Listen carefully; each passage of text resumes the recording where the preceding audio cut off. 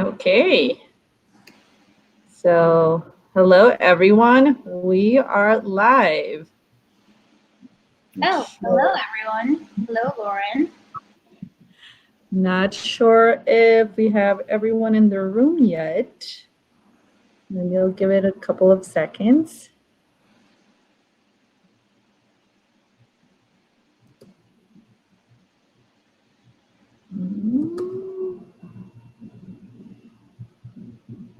We have some people live, so I'll just go ahead and make an introduction and introduce myself too.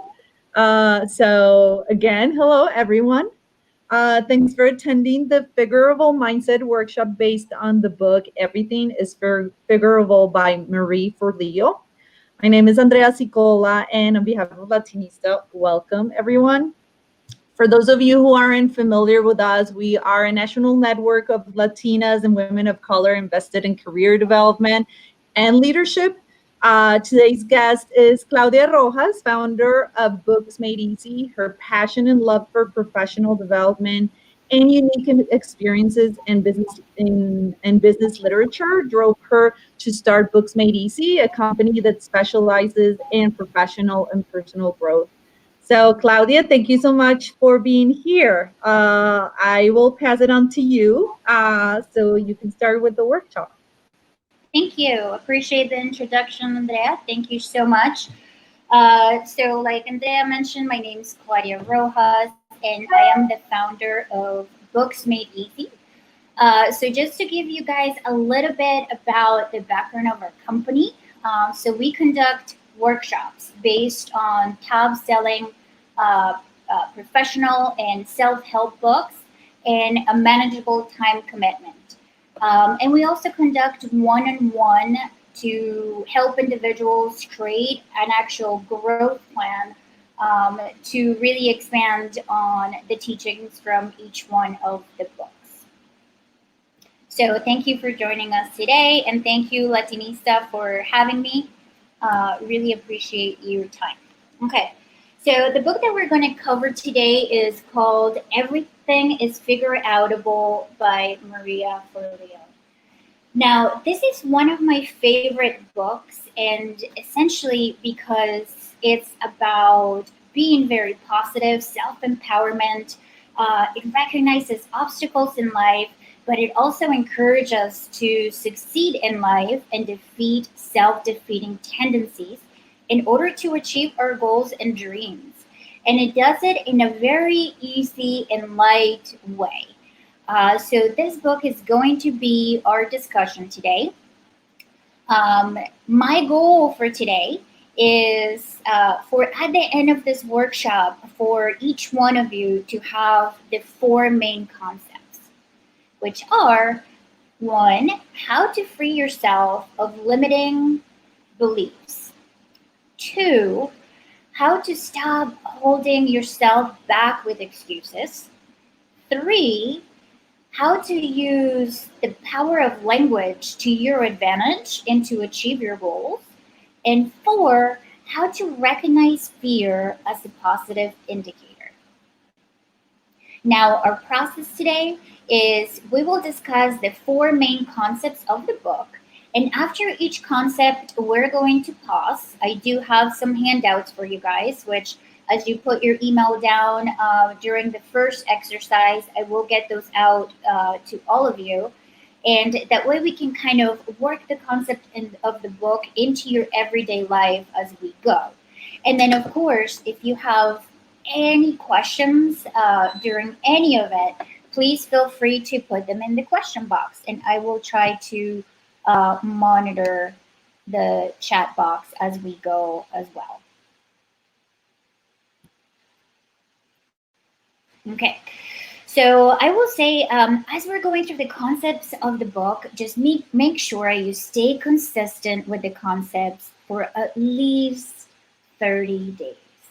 Now, habits go really deep into the human brain and influence our life in more ways that we know. So really, in fact, 40% of our actions are actually habits, not even real decisions. So you will really have to defeat some habits in order to be able to adopt this new mindset. So 30 days, their plan we're coming up with today, we just have to stay consistent for 30 days before it becomes a habit in our everyday life. And I'm going to ask you two things. One, to step out of your comfort zone. So when we start stepping out of our comfort zone, that's really where growth begins. So once you feel that little thing in your stomach right here that it's like, oh, should I say something? Should I not say something? Even as we're going through the exercises today, make sure you're really honest with yourself and you push yourself outside those boundaries a little bit, because that's where growth is. And then two, make sure you stay open-minded. And what I mean to open-minded is not only open to new concepts, but also during this workshop, I'm going to ask you that if you have the thought of, I already know this, I'm going to challenge you to change that thought to, what can I learn from this? And the reason is because sometimes the concepts are quite easy. So we might have even tried some of these things in the past, but maybe we were missing something, just a little piece that made the concept not stick because of that little piece of the puzzle. So just make sure you change to, what can I learn from this? And also, instead of saying, this is not going to work for me, Claudia, you don't know my situation. This won't work. Of course, I don't know your situation. We're all unique and different. And that's the beautiful thing about this book, right? So I'm going to challenge you to say, how can this work for me? Because it's impossible for us to tweak this to fit every single circumstance and situation. So you might take the concept and maybe change the language a little bit. Or you might take the idea and run with it a different way. But this is meant to inspire you the way you need to be inspired. So change, this will not work for me, to, how can this work for me? Do we have a deal? I hope you're all going, yes, we do. Okay, so the rules of the game. If we're making up excuses for the things we want to do, is really because we don't care enough to figure them out. Now, before you guys say like, what do you mean? That's not true. It really is. If we're trying to accomplish something and we make up excuses, maybe that's something just really not lighting our soul on fire. And maybe we're just not willing to do the work. Maybe it's just not interesting, or maybe it's just not the thing that is going to make us stick. So as we're going through the book and you pick the things that we're going to work on, just make sure you don't say, oh, this is kind of cool, I'll try it Monday. Make sure the plan we create, that you actually get started on it today. Today is when we start making small steps to achieve all of the goals you want to achieve. So I love the saying in the book, which says, everything you need is not out there. Everything you need is already in you. And it's so true. You literally already have everything you need to succeed. And our brain is like a computer, and any negative thought is a virus.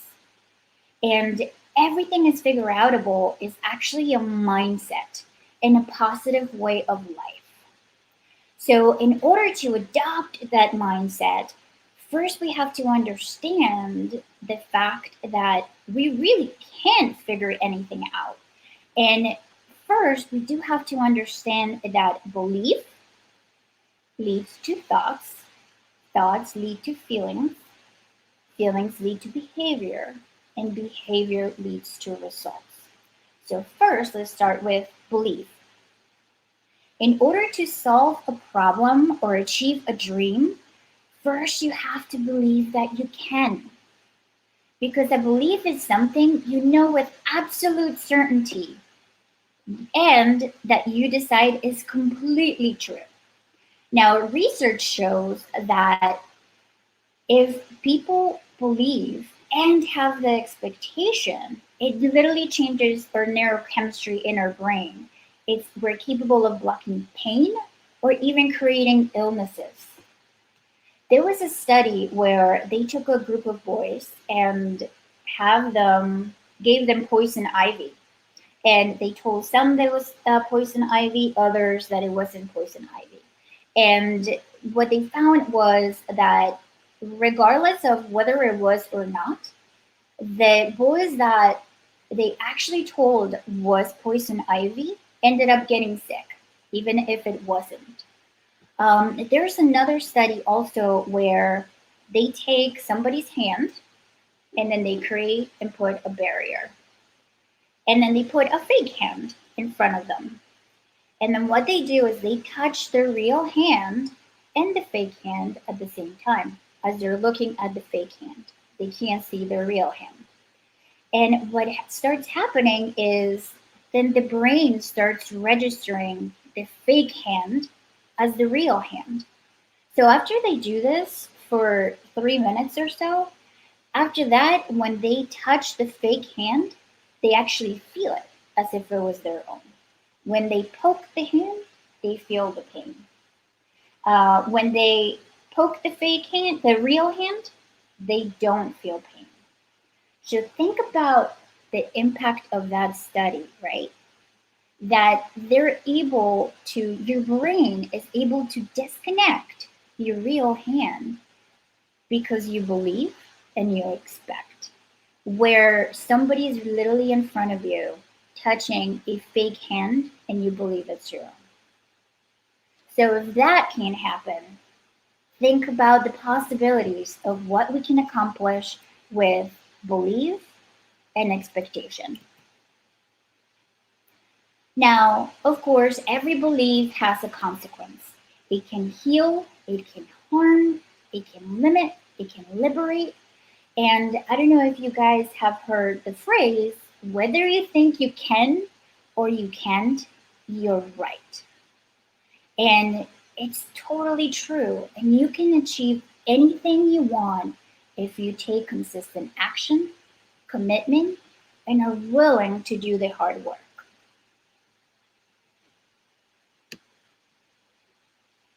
Got no questions yet? Okay. Now, let's talk about beliefs and where they come from. Like, why do we believe the things we do? And really, most of them come from emotional experiences from our childhood. The more intense the emotion, the more likely they are to shape our life. So after the emotional experience, how are those beliefs actually established and deep in our soul? So it's easy. One, environment. So when we're little, the brain is a clean sponge. It just absorbs ideas and beliefs about everything from love, health, sex, work, money, our bodies, religion, beauty, relationships, our capabilities, or other people. And we just absorb all the beliefs around us. So we call those hand-me-down beliefs. And why we hear people say that stories are repeated or patterns are created. And then what happened after that is direct experience help us cement our belief. And we tend to ignore anything else that can prove that belief to be wrong. And then there's evidence. So we look for anything that will help us prove and accept it as an actual truth. So our beliefs are like imaginary habits, and when they set in, they're super difficult to change. So let me give you an example. So say your parents got divorced when you were young, and they often talk about how marriage does not work. So you really weren't sure growing up and you were about 50-50 on it, right? Then you get married and you get divorced. Now, this is going to cement that belief. And then after that, it's really not hard to find evidence to reaffirm your claim. 40% of marriages end in divorce. And now you hear all the stories about adultery and lies and terrible things about marriage, which now makes it a solid belief. But that's what we're choosing, meaning instead, we could see that 60% of marriages actually succeed. We could see and listen and seek stories of people that are having 50-year wedding anniversaries and are perfectly happy being married. So we focus on the things that proves our beliefs to be right. And this is called confirmation bias. So we gotta really be careful with this as we get into this discussion. Now, how do we break this cycle? How do we break the cycle of not believing what we've seen since or heard since we are young? How do we all of a sudden change the things that we believe to be true for a lifetime? So, step one is awareness. That's right, beliefs are a choice. And we have to stay open-minded if we want to change them. Because the easiest way to crack a limiting belief is to seek stories that contradict it. So I repeat that again. The easiest way to crack a limiting belief is to seek stories that contradict it. So the thoughts we repeat more and more often in our beliefs are the ones that are reinforced, and that ones that we don't become weak. So we need to bolster the beliefs that support and eliminate all that don't. I will share a personal story with you about this. So I have brothers, and growing up, I was the only girl. And as you guys know, siblings fight. So my siblings, every time we fought, they would tell me I was stupid and not very smart. Of course, we were kids, right? So somehow I started believing that I was not very smart and not very bright. And for a long time, I believed that. I was like, oh, it's okay because I'm not very bright. And then what happened was somebody pointed out that it was the quite opposite. Like I read like no one's business. I knew a little about everything. I had information, I had knowledge, and I had the thirst to learn more. So once I saw that, that brought the awareness. And then I looked to crack it. So I was like, well, I did get really good grades. Well, I do have a pretty extensive library. And then that cracked that belief. Now I'm a self-professing nerd. And I mean, I don't want to like brag here, but I am not what I believe to be at a young age. So it's just about breaking that belief.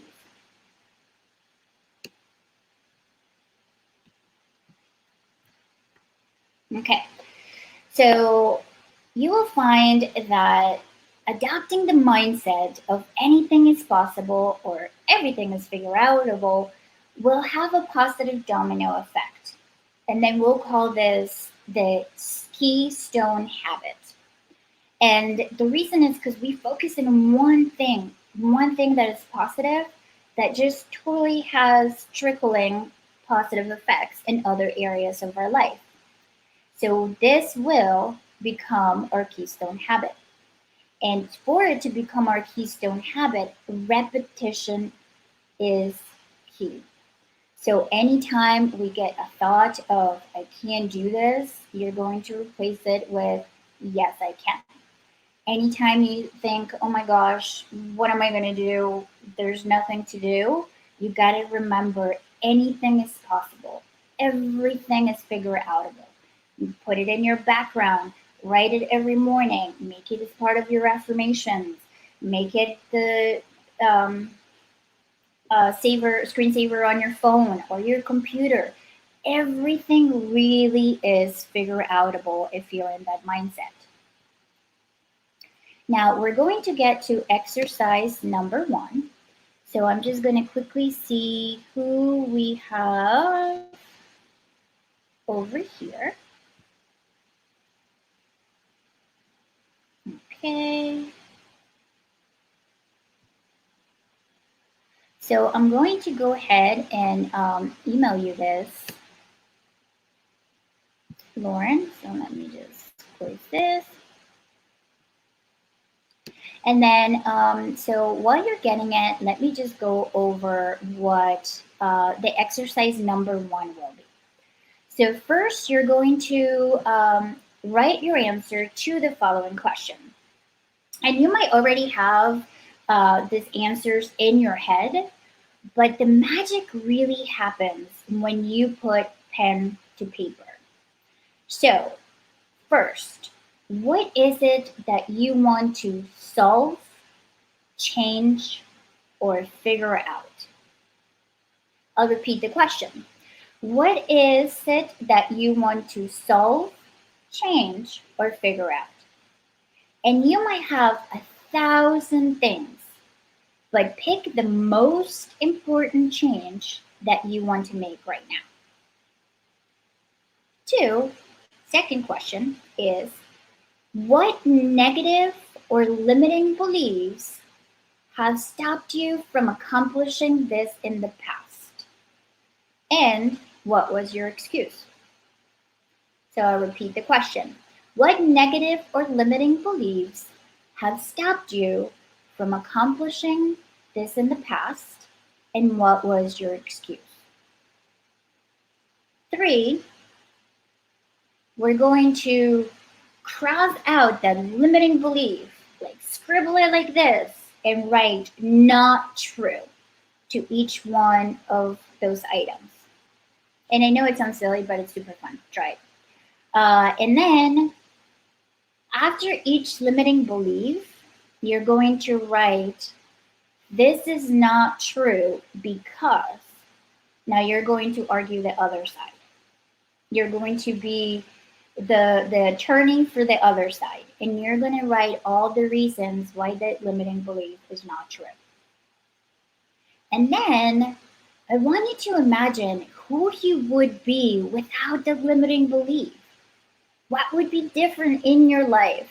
What would happen if you were completely incapable of believing that lie again? So while you get started on that, I'm going to email you this. So it's, again, get started with what it is that you want to solve, change, or figure out.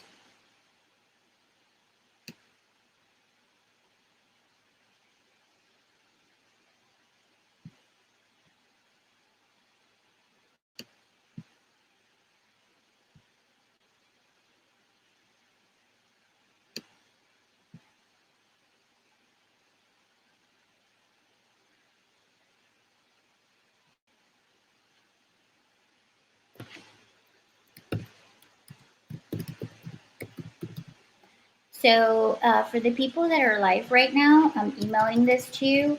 And then for the rest of you that will be watching the replay, you're going to receive each one of the handouts separately. That way, once you are viewing the replay, you can work on these exercises live.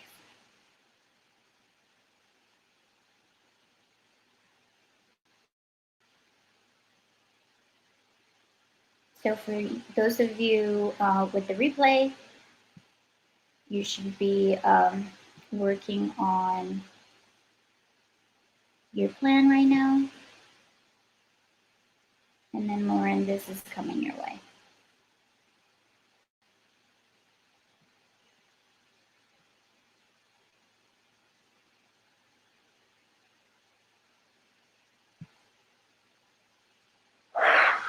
And I did do it. I did make it a PDF. That way you can create spacing in between if you would like.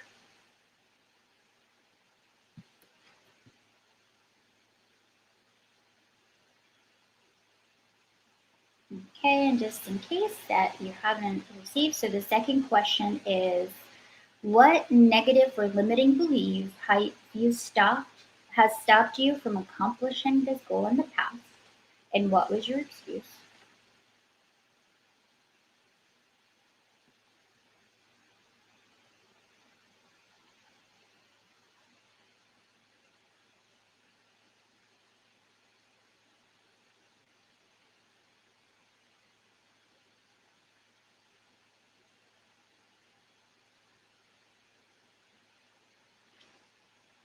And then cross that out and say not true.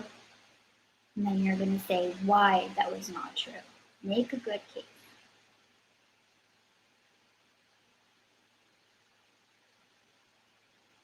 And then imagine how your life would be without that limiting belief. What would you accomplish? What would you be able to do? Give it one more minute and then we'll just continue on. But I do ask you that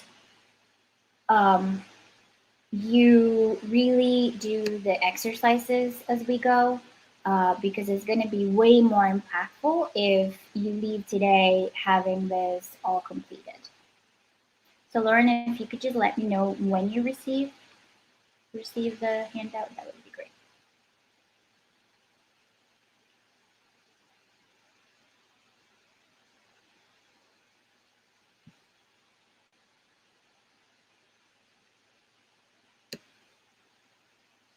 Perfect. Okay, so I'm just going to give you a little bit more time.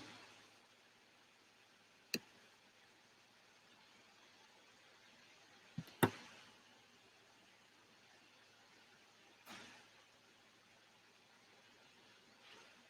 going to put some music on for you.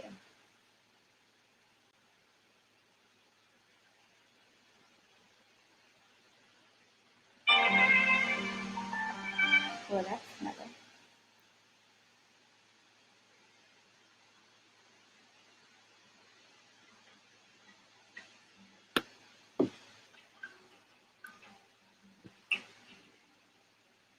Can't you see that it's just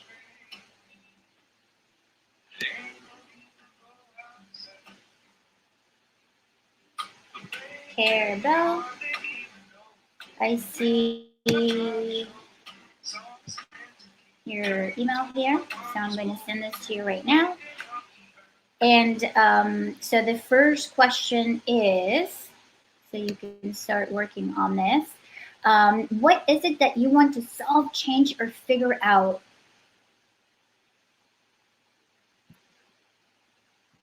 And they're coming your way right now.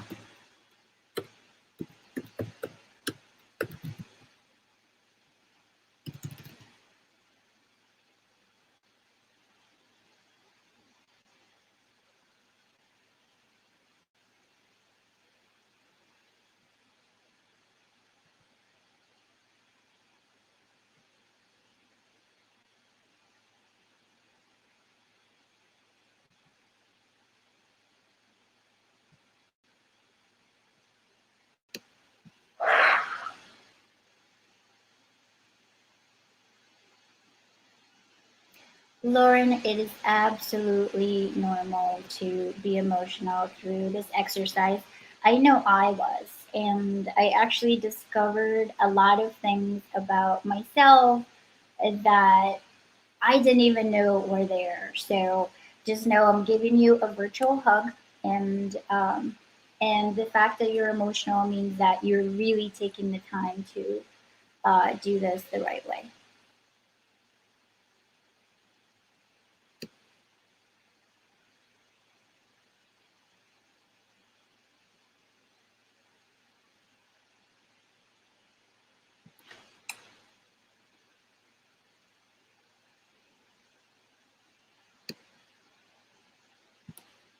Okay, we give it one more minute, and then I also told Jai, make sure I give you guys my information, because if you want to connect after this and review your plan, or any of the exercises, I'm happy to connect with you to make sure this has the most impact that it possibly can.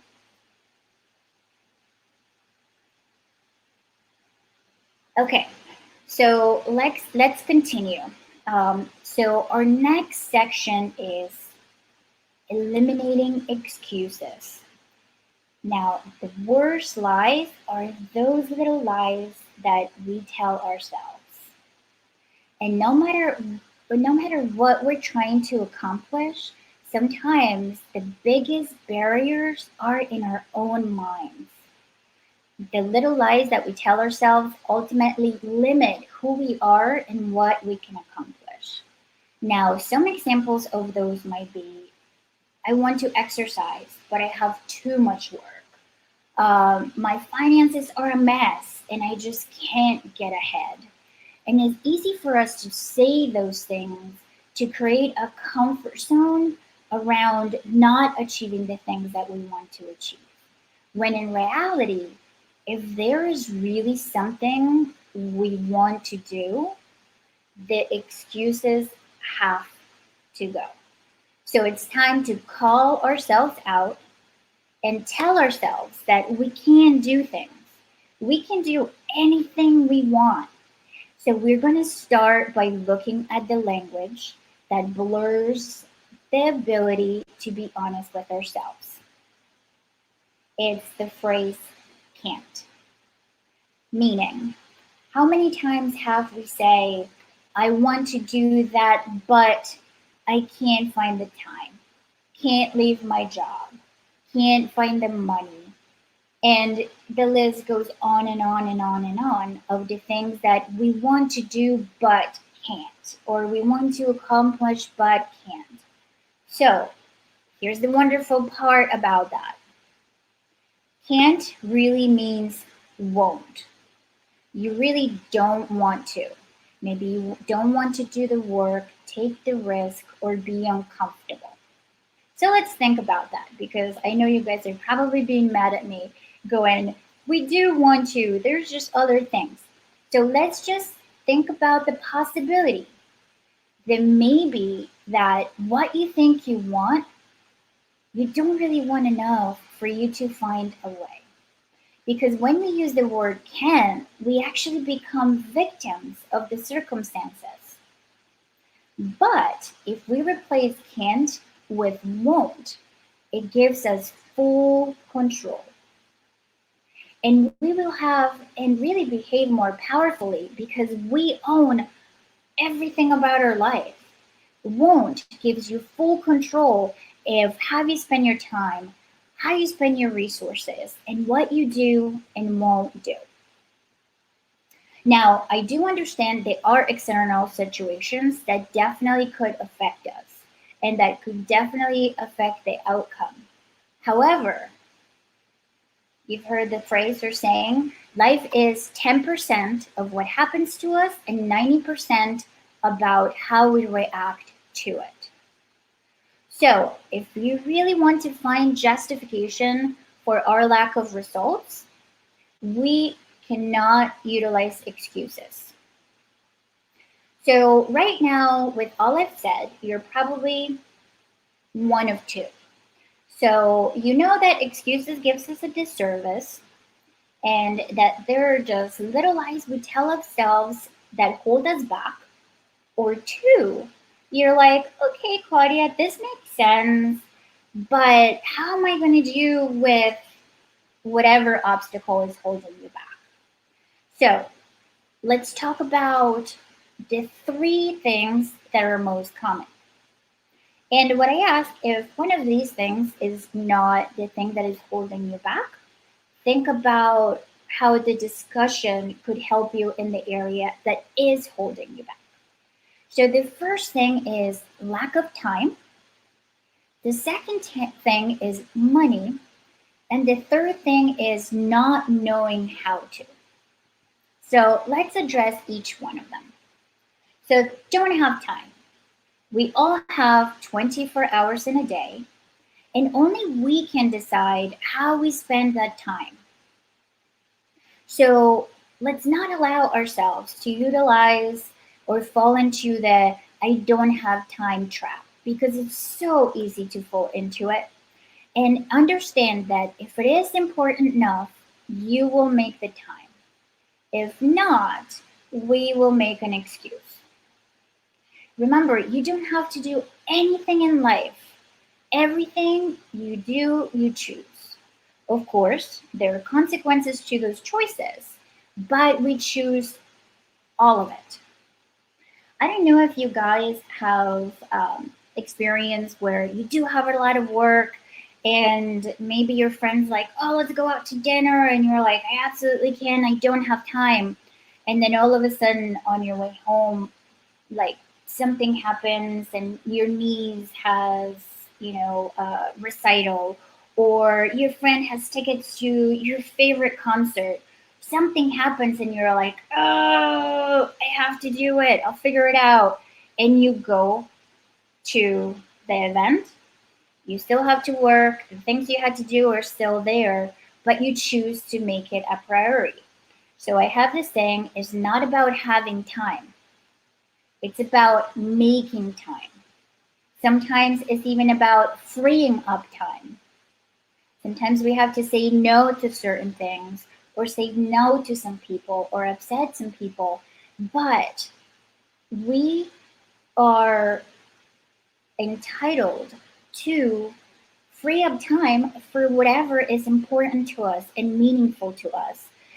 We're entitled to free up time to accomplish the goals that are going to fulfill our heart. So remember, you own your time. So to do this, we're going to do another exercise, which is how to find time. And this is the second handout, which we can't do online because it will actually take 7 days. So first, I'm going to explain it. And then second, I'm going to share my findings when I did it. So for 7 days, I want you to write down every single thing you do from the moment you wake up until the moment you go to sleep. We're not changing our daily routine. You can even start tomorrow. It doesn't have to be Monday through Sunday. You can do, Thursday to Thursday, right?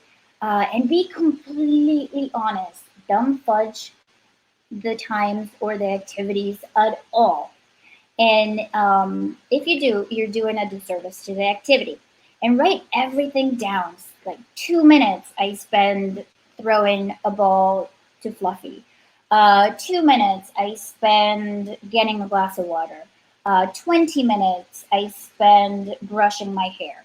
Whatever it is that you're doing, even if it's little amounts of time, whether it's answering emails, answering texts, reading a book, every little thing that you're doing throughout the day, prepping lunch, eating lunch, break it down into small parts of time. And then what you will find is that you'll be surprised how much time some things take. And our goal is to free up 2 hours. And I know you probably just gasp when 2 hours. What? That is not even possible. What does she want me to not sleep? But through this exercise, you will find that we can find shortcuts to make that possible. And it's easier than we think when we actually are honest with the process. So pay attention when you're doing this, special attention to social media, email, internet shopping or internet browsing, reading the news, meal prep or cooking, videos, whether educational or not, YouTube, podcasts, and games on your phone. And the reason is because here's a fun fact and why this activity is surprising to a lot of people. Our brain interprets phone alerts as a reward, which means it triggers our brain to release dopamine. So dopamine, or as I like to call it, happy juice, where when you get the happy juice, you want to get more of it. So every time your phone goes ding, or email, or Instagram, or Facebook, or WhatsApp, or whatever app it is, like you literally get a little bit of happy juice. So turn your notifications off. Also, you will find that email, it's a big time jungle adjustment. So I would recommend limit it to 3 times a day: morning, midday, and end of day. And you can even set it so when people received your email, say your email will be answered, between 8 and 10, whatever times you pick that work for you. Food, cooking or prepping food, also big time drink. So batch cook, use a crock pot, do repeat meals. And then also a good idea is to turn your phone screen time tracking app on. That way you can see which app specifically is spending most of your time. Now, I told you guys I was going to share my story with this exercise. So when I did it, I found that I went grocery shopping once a week. And from the time I went to the store, drove to the store, parked, looked at the stuff, because I have to go aisle by aisle, and did everything I needed to do, got back, put the groceries away, was a huge amount of time. The second thing I found was that I was spending way too much time prepping food every week. So basically all I did when I did this exercise, I changed 2 things. Instead of going grocery shopping, I use an app called Instacart. So it will take me 20 minutes. So I deducted that from the time that I consider a win, where I just put everything in the cart. They literally bring it to my door. So that was the first change. The second change is I batch cook. So I will cook for a couple of days at a time instead of having to cook every single day. So I found 8 hours a week just by changing those 2 things without even getting into Instagram or any of the other things. Just those 2 small tweaks, I found 8 hours. And then with those 8 hours, I'm doing other certifications that I had been wanting to do for a long time. Those were the things that I wanted to accomplish. So this is really important, and I encourage you guys, do this, especially if you're a really busy individual that sometimes doesn't have time to get things done. Okay, why we should try it. So let's think about it. If my story was like, well, that doesn't apply to me, Claudia, I grocery shop once a month, or I don't cook, I eat out or order in. So let me put it this way. If you free up 30 minutes a day, just 30 minutes, that's 182.5 hours per year, which is 22 full 8-hour workdays. So think about this, 22 days. What could you do with 22 days a year? And that's only 30 minutes. So think about if you could now find a way to free out 60 minutes. What could you do? What could you accomplish with that time? So this is what I would like you to do. And I call this exercise number 2, but it's really kind of a challenge for the future because there's really nothing we can do for it right this minute. Which is, next time you want to do something or would like to do something and you think don't have the time, say this. The truth is, I don't really want it that bad. It's really not a priority right now. It is not that important, and I'm not willing to do what it takes to make that happen. And you will find that it feels very different to say it that way than when you say it like, I don't have time. So I'll repeat it. You're going to say, the truth is, I don't really want it that bad. It's not a priority right now. It's not that important. And I'm not willing to do what it takes to make the time to make that happen. And it feels so different, in fact, that you will see that you will most likely find the time to do it if it's something that is truly important to you, because it gives you complete control over the decision of doing it or not doing it. If it feels important to know enough, you will accomplish it. What do you guys think about that?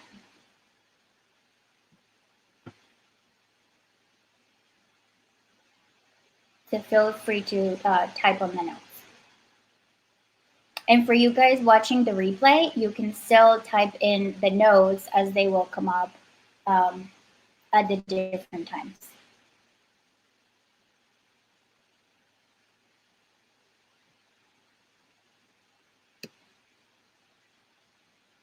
Okay.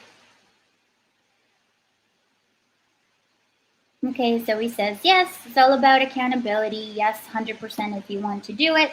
You will find the time, you will make the time. I also agree with you on the email and notifications pull us back from our phone. Yeah, it's amazing what the phones do. Okay, perfect. So let's continue on.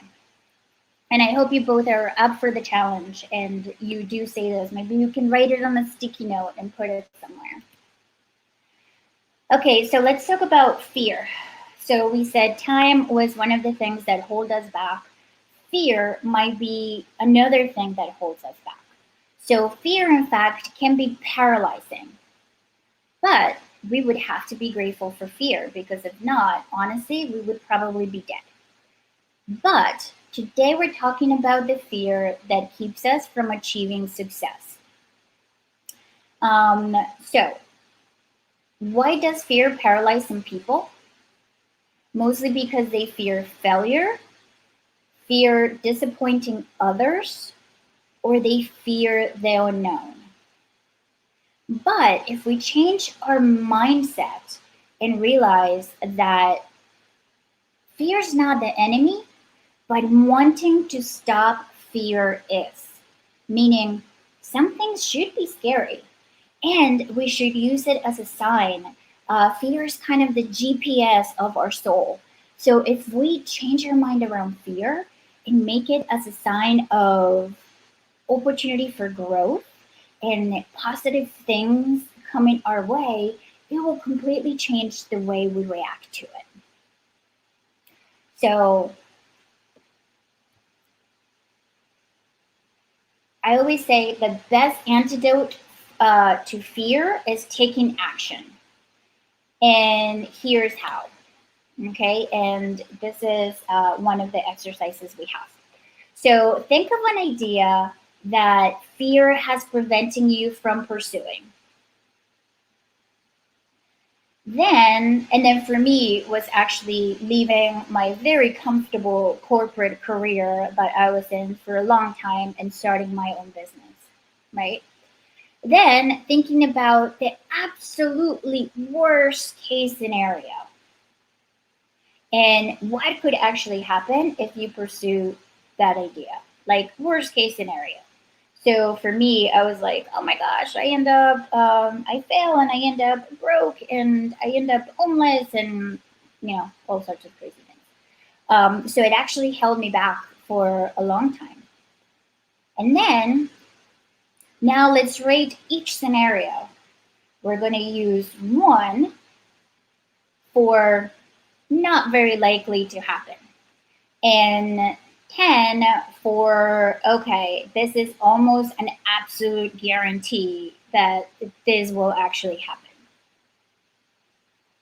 And then after we rate 1 to 10, now we're going to say that if the worst case scenario actually happened, then what would our action plan be to rebuild ourselves? How would we recover? So for me, I realized that my worst case scenario wasn't really so bad. I mean, the chances of me being homeless were pretty slim. I mean, I do have friends, worst case scenario, right? I have family, like I have people I can live with. But the bottom line was that I really knew in my heart that I wouldn't fail. So I knew the likelihood of the worst case scenario happen was not very likely. Um, so then my idea, or the thing I wanted to pursue, meaning my business, became less scary. Once I realized that worst case is really not worst case. And then after that, after we create a rebuilding recovery plan, uh, which with me was worst case scenario, I go back to corporate. So then we flip the script and I think about our best case scenario. What would happen if we actually accomplish our goal? What would happen if you're actually able to do the thing that you've been wanting to do, but you've been fearful of doing? What would the outcome be? What would your life look like? How would you feel? What would the people around you feel? Like, what would that whole picture look like? And then now I ask you, is that risk worth the reward? In my case, absolutely. It definitely was. And then became the opposite. How could I not do it? How could I not take the risk if so much happiness and so much reward was at the end of the tunnel? So it became almost fearful of not accomplishing that if I didn't do it. So then it became a must do instead of something I was fearful of. And then what you'll see as it happened to me is worst case scenarios are really less scary and likely to happen when we prepare. And you will see that this is the exercise on the worksheet on number 3, which we can actually do. If you guys are already working on it, great. If not, for the purpose of time, we might do it together with exercise 4. So if you, like I said, if you're already thinking about it, great. But I really want you to spend some time focusing on the feeling of the reward of you achieving that goal. I want you to picture yourself and see yourself and what you're wearing and what your smile looks like and what the people around you are doing and how your heart feels and everything around it. And tell me how, if this worst, scariest case scenario still seems that powerful. Okay. So the other thing that holds people back, or people are fearful of, as we mentioned, the third most common thing is I don't know how. Or, you know what, I am really not ready. And I don't know if you guys have heard, but always start before you're ready. Because the reality is we will never be completely 100% ready for anything. If it's a new experience, if it's a new career, if it's a new venture, a new business, a new activity, a new hobby, we will never be 100% ready. And we will learn through the process. So we have to be really aware of a few things. The first thing is procrastination. Because sometimes we can disguise fear with research and planning. And you can really spend years preparing for something without any real progress. And you can spend so much time researching, industries and business techniques and things you have to learn and things you have to do and the market changes and all that, the research will never stop. Or you can take a first step, knowing you don't need to know everything, knowing that there are resources and there are people experiencing and wanting to learn the same thing out there as well. And all you need to do is take a first step. I would also say get your skin in the game. Put your ego and money on the line. So if there is a course you need to make this happen, take it.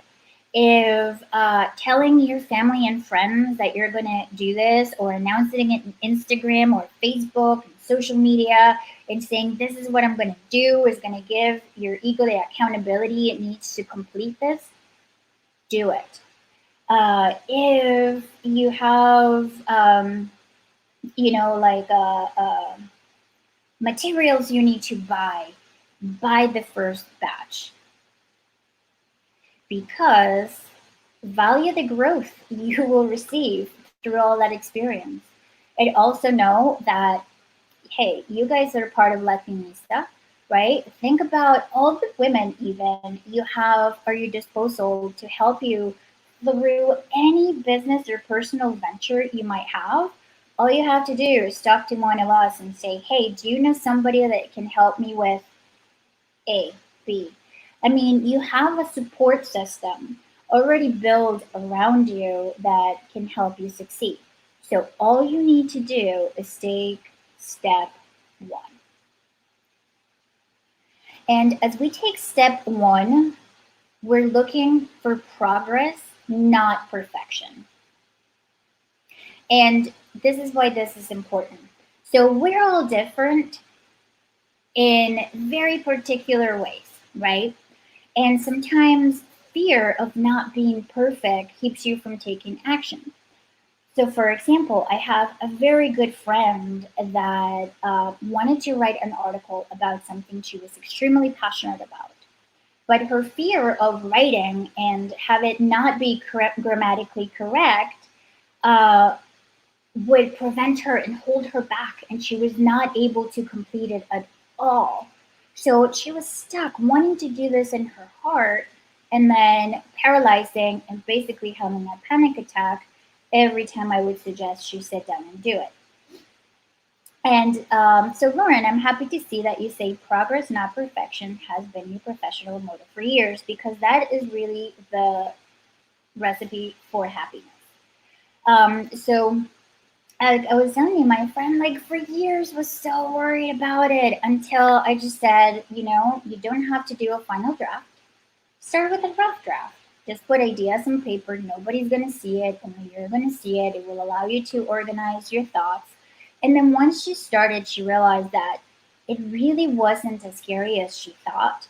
And she always, like I said before, you don't always have to be ready, had people that was their forte, writing, to really help her be comfortable with the final product. Now, here's something crazy that I didn't know until I read this book, that there was a study done on suicide victims that showed that many of them were described by their families and friends as perfectionists. So what they found is that this really created much added stress and anxiety to their lives. And they just created standards for themselves that weren't even realistic. So I just really say that looking for perfection is really just a way to be mean to ourselves, because nothing is completely perfect. Progress is never a straight line. Progress goes up, progress goes down, progress goes backwards and forwards again. And we can only make small adjustments. If we have a down, we learn from it. If we have an up, we enjoy it and learn from it. So we can just roll with whatever happens with change and the decisions we're making, whether they're perfect or not. So we look for progress, not perfection. And what is found too, that progress puts you in a movement state. So it actually puts you in a productive mindset. So here's some tactics that you can utilize if the perfection bug bites you.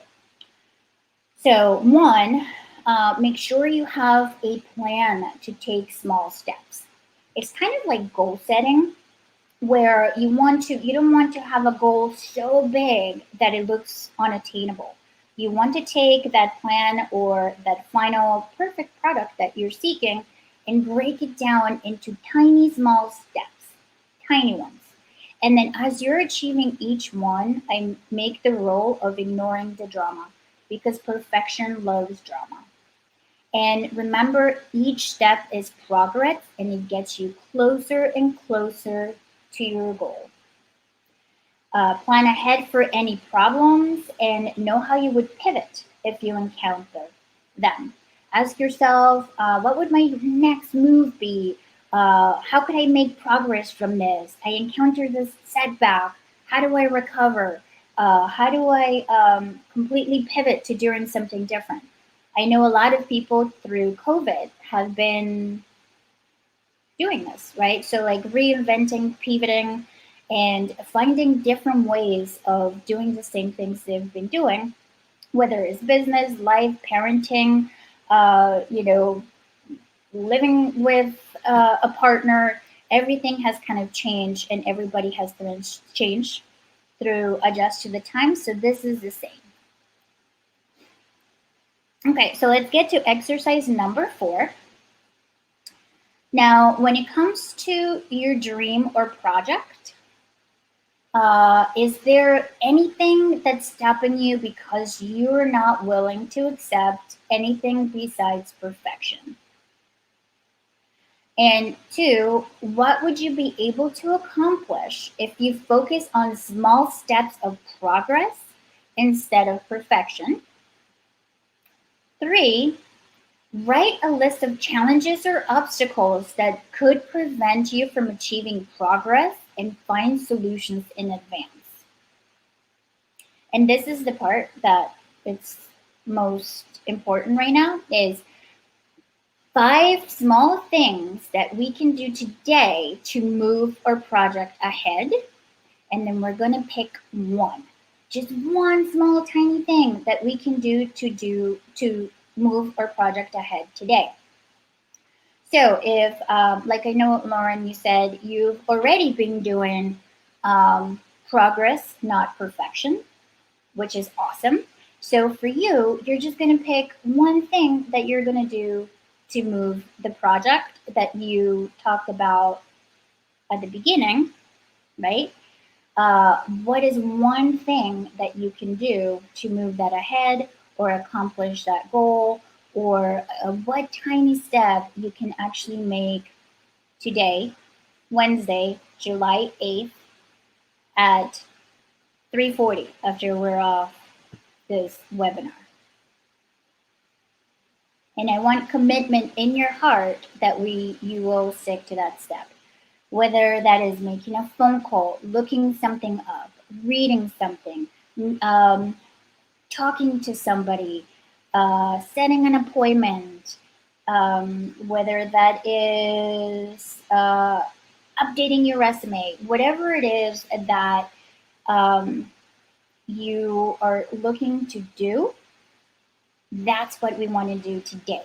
And I mean it today, because if not, today becomes tomorrow, and tomorrow Friday, and then we pass our time. We're starting this today.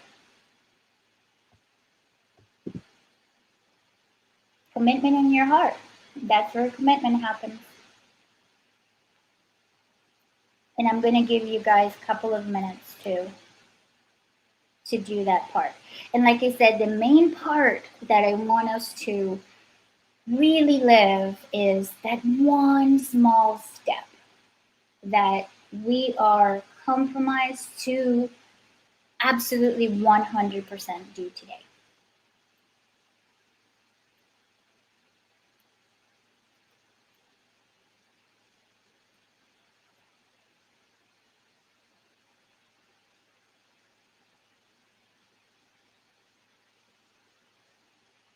I'll give you guys music back for a couple of minutes. Let's see what's on.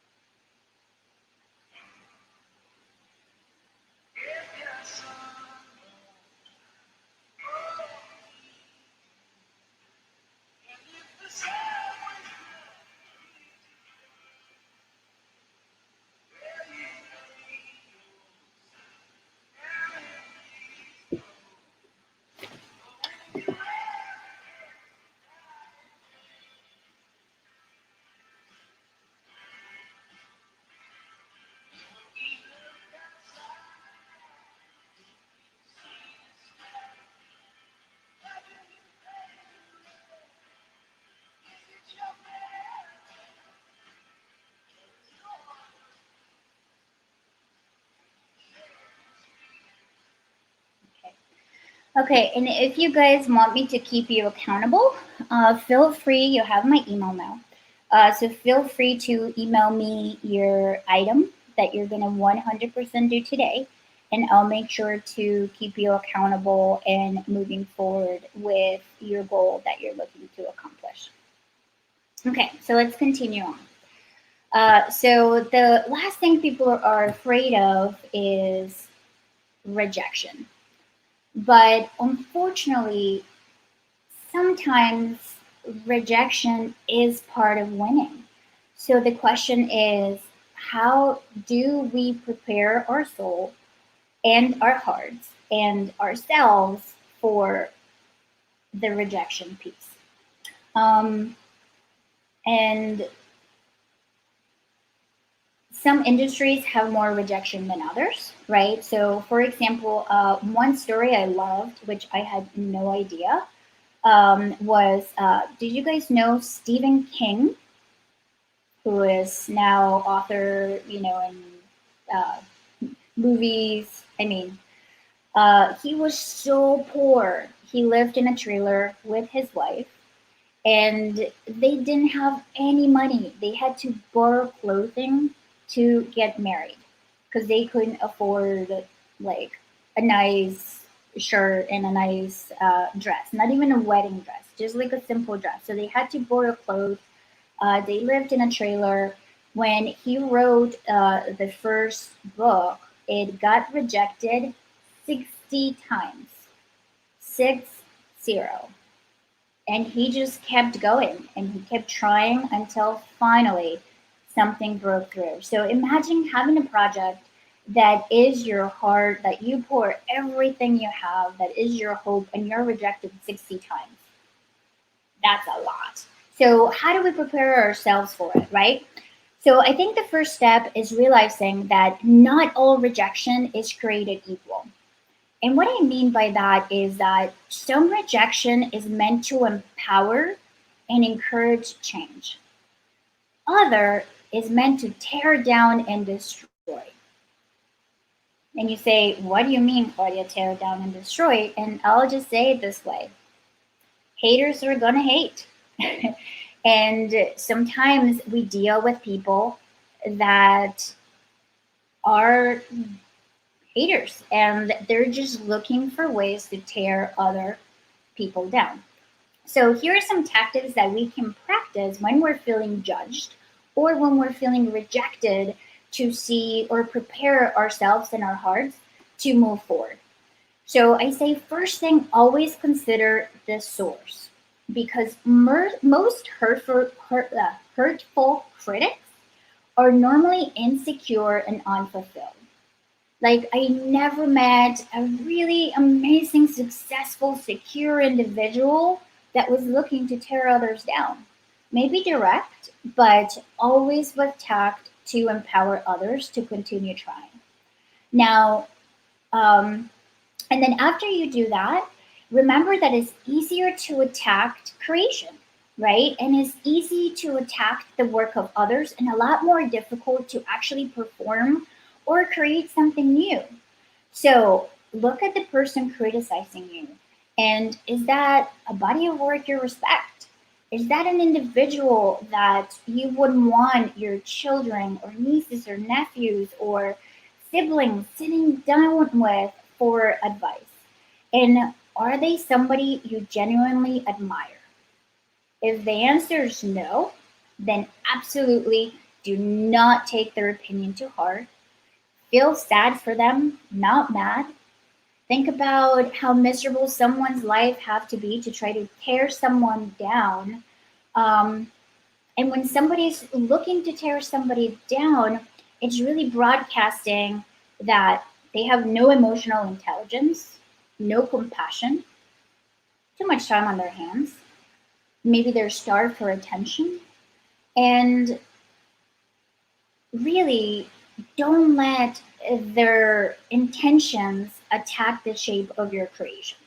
So expect that rejection, expect to have some criticism from the critics that are what we call the haters, right?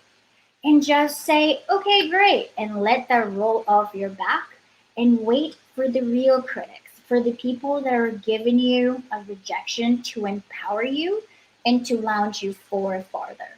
The people that are rejecting you with the intention of helping you move forward.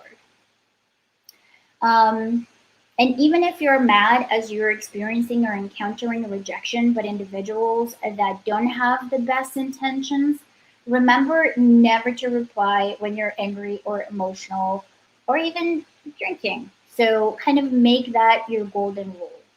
I've had friends where they've experienced rejection and then they're like, oh my gosh, this is terrible. I'm starving. They go out to dinner, have 3 glasses of wine, and then now they're trying to reply to an email, and probably not most tactful way.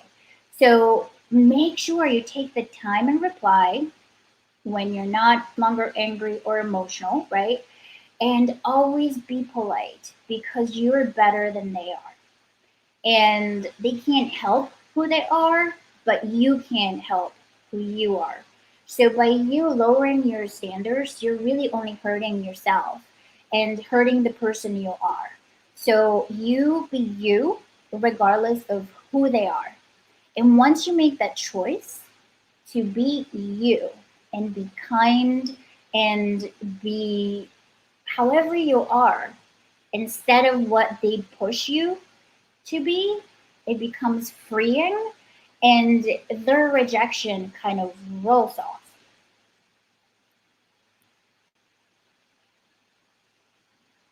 Okay, so we're going to do exercise 5, which is refusing to be refused.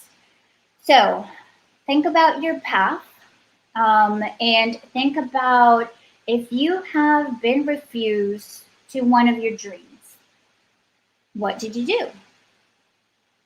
Did you let it stop you? Did you continue anyway? So let's revisit that refusal and think of 5 ways that we could have or worked around it. And then we're going to think about also the second question is, what will happen what will happen on you if you challenge rejection 10% of the time more than you do now? And what I mean by that is if you do face rejection, challenging it and asking why and asking questions and asking for feedback. So instead of letting you retract you, let you to propel you to learn something more about yourself. So this is extremely important per se in a work environment where, say, if you receive a review that is not what you expected, or you receive feedback from somebody in management that is not what you thought. So a lot of people will tend to just get quiet and kind of contract and feel bad because that's not how they thought they were perceived. Or we can have the courage and move forward and ask questions to say, can you give me more feedback? If I was in the same situation, can you share with me how I could have done better? Is there any classes I can take to improve on the skills that I would need to be better in this area? So make sure you start asking questions and challenge the rejection a little bit to help it have you grow. Okay, and then 3, we're going to imagine the criticism you fear actually happens. What are 3 healthy ways that you can deal with it to allow it to empower you? So, uncomfortable situations, we have the ability to shrink and retreat or push forward and grow. So that's what we want to do with every single situation that we encounter that is challenging us. How do we move past this in a positive way and grow? And then we want to write down 10 things that we would do if you had 0 fear of judging or criticism or money or anything in the world. What would you do? 10 things. And then after that, we're going to really pick the one thing that you're like, okay, that's the one thing that I would absolutely love to do if there was no fear. And we're going to see if we can create micro steps. to achieve that one item. So what that might be, if you wanted to start your own business, but you can't leave corporate yet, it might be thinking about the actual business you would want to do, creating a corporation, starting part-time, getting, one client, working with another company as an independent contractor, just doing work when you have the time. So there could be 20 million little things that we can do to help you get closer to that thing that you would love to achieve if fear was not an instigator in any area of your life. And I'll give you guys a few minutes to complete that. And put the music back on.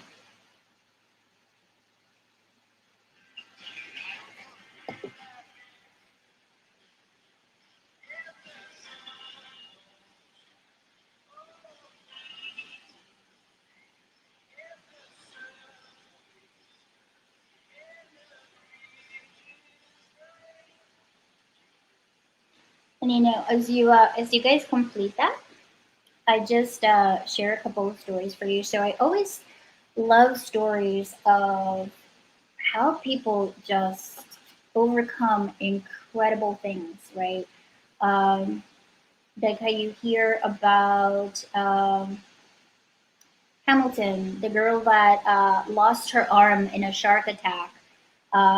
So you would think, how would you even go in the ocean, much less surf again? And she went on to win championships and continue to surf, around the world in the most difficult waves because she wanted to.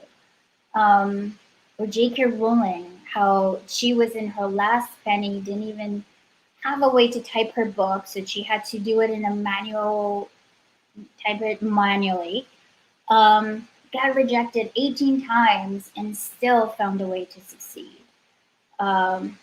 Or Emily Blunt, who I don't know if you guys know this, but she had a terrible stutter. She couldn't even speak at all. She always joked around that she had so many things to say, but couldn't say it because she couldn't get any words out. And then she decided that she wanted to be in the high school play. And she had somebody that encouraged that and made her believe that she could achieve it. Look at her today. No stutter. And she's an incredible actress. So you can literally overcome any obstacle your heart desires if you're just willing to find a way. And that's really what I want you guys to get out of today, that really everything is figureoutable. There is a way if you really want it. And we stop ourselves, our mind stops ourselves, but we can accomplish it, we can do it, we can conquer it.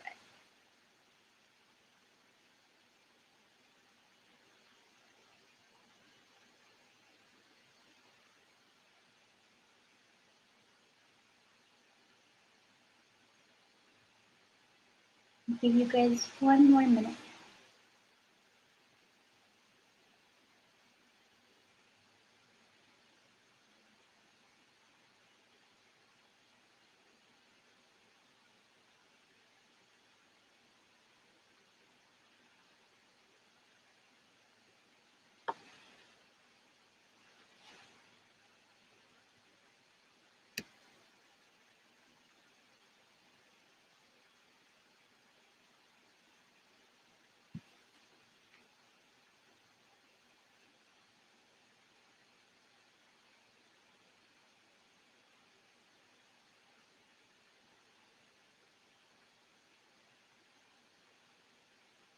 Okay, so we're going to continue on. I know you might not be done with everything, but if we have a little time at the end, we can go back and continue the sections that we rushed through a little bit, because I want to make sure that if you guys have any questions, I allow a little bit of time at the end. So as we start to complete our exercises, so I just want to remind you guys that you are amazing, that you're here for a reason, Every individual matters. Every individual is special. Every individual is unique. Everybody has a role to play and the ability to make a difference. Remember, you're unique and more powerful than you even know. And the world needs this special gift you have. Only you have it. And if you're thinking right now that you don't have one, I will tell you this. We need to overcome the fraud factor. And what is that, right? So J-Lo, Jodie Foster, Maya Angelou, and many, many other individuals, what do they have in common? The fact that at the peak of their career, of their success, they still felt like frauds. They still felt like fakes and that they didn't belong, even at their top of their game at their career. Because the truth is that over 70% of us suffer from imposter syndrome. And what that means is that we believe that we're there by mistake, or that we're really not as good as people think we are, or that we don't belong. So I'm here to tell you that you are unique and you're beautiful and you do belong. And when you're feeling that way, a good way to overcome it is to share the shame. Meaning know that most high achievers struggle with that feeling. And there's no shame in feeling that way. But the problem is that we never really talk about it. So we need to select a couple of people that love us and can empower us when we feel the fraud circus coming to town, right? That you can call them and say, hey, I'm feeling like I suck today. Like, can you remind me of why I'm pretty okay or pretty amazing or great? And that person will tell you and will pick you up, and then make sure you do the same for them. Because, like I said, over 70% of us suffer with this. So, have a support partner, have a support person, a support group, support individuals that when you feel this coming along, instead of having it make you feel insecure and having it steal your thunder and your light for even a second, that they will help you get it back. The other thing I recommend is creating a hype file. And what a hype file is a place where you collect all your accolades.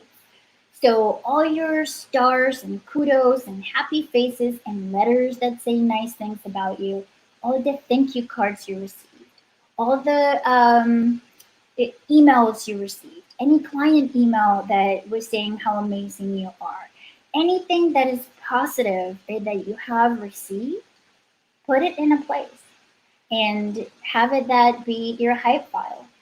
And when you're feeling down or when you're feeling like you don't belong, go to it and read it. Now, you might say to me, like, hey, you know what, Claudia, like, I'm in an industry where I'm in the back, like, I don't see people, I don't have thank yous or letters, or I don't have any of that. So, what do I do? So, I would say, talk to your family, talk to your best friend, talk to the people around you, and say, just casually, like, hey, I'm creating this thing called Hype File. Can you tell me the 3 things that you appreciate or like about me the most? And just write them down. Put them in a file. Put the beautiful things that the people that love you and are around you say, and put them in a place where you can read it when you're feeling insecure, or you're feeling like you can't accomplish something, or you're feeling like you don't belong. And just know that you've really earned your place. And sorry, this is giving me the 5-minute warning. And then remember that you really earn your place. So, as the last activity of that we're doing today, what I want to do is, as I wrap up, I say the worst thing in life is regret, right? And I wish I had I wish I hadn't done that, or I wish I would have changed this. I would have wished I had this different, right? Like the regret of not doing or the vision or being the person you wanted to be. So the fact is that we're all going to die one day. So think about 20, 30, 40, 50, 60 years from now. And if today and the rest of your life continue as you are today, what is going to be your I wish I had? What regrets will you have? Because today is the day we change them. So let's fast forward to the last day on earth, hopefully a really, really, really, really long time from now. And write all you wish you had in your life if it continue exactly as it is today. So I wish I had traveled more. I wish I had spent more time with family. I wish I had, and write as many as you need to write down.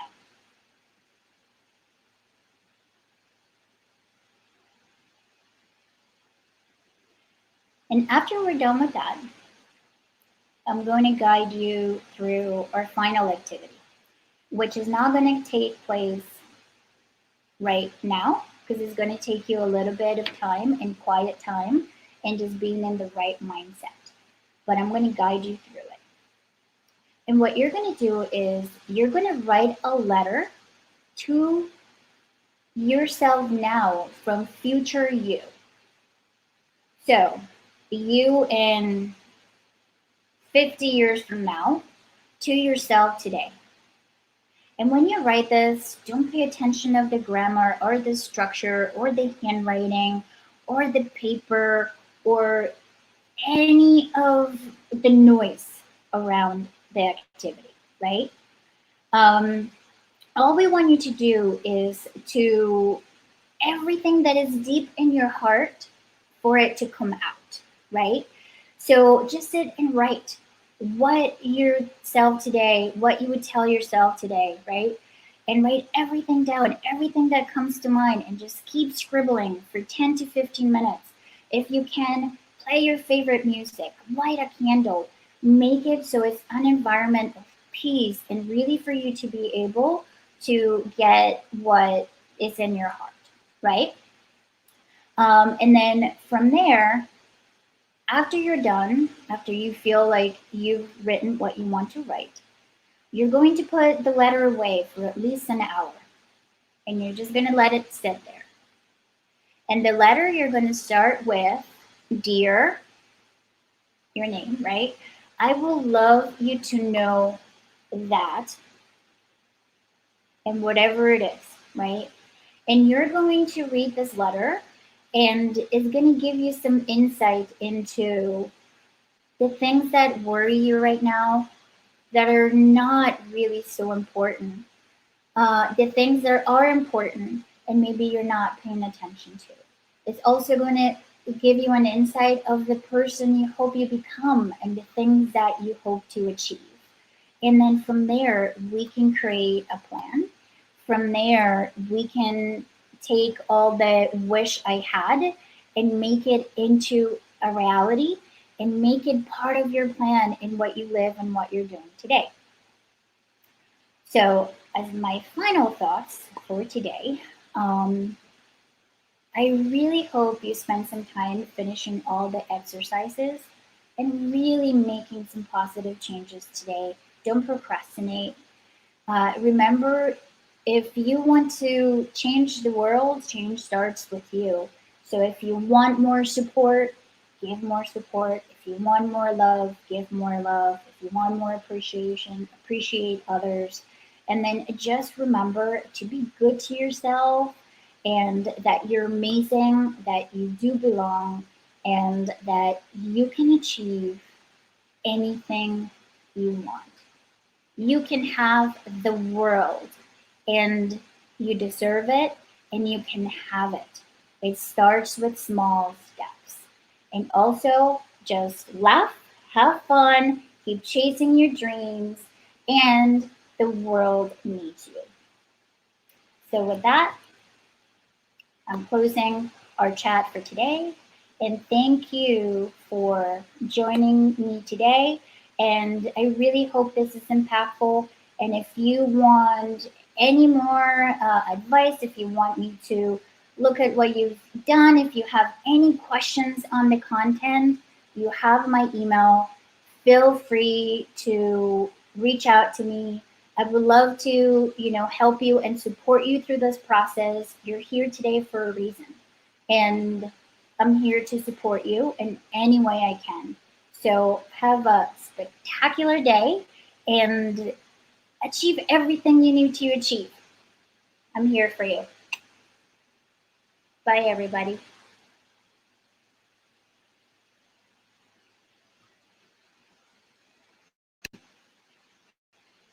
Actually, before I disconnect, do you guys have any questions? Because I wanted to make sure I finished on time in case you needed to leave right at 3:30. But if there's any questions that you guys have, I'll be happy to answer for you.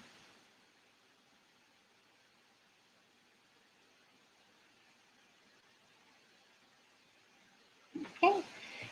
And again, so you have it, I'm just going to put my email at the bottom and then I will end our session.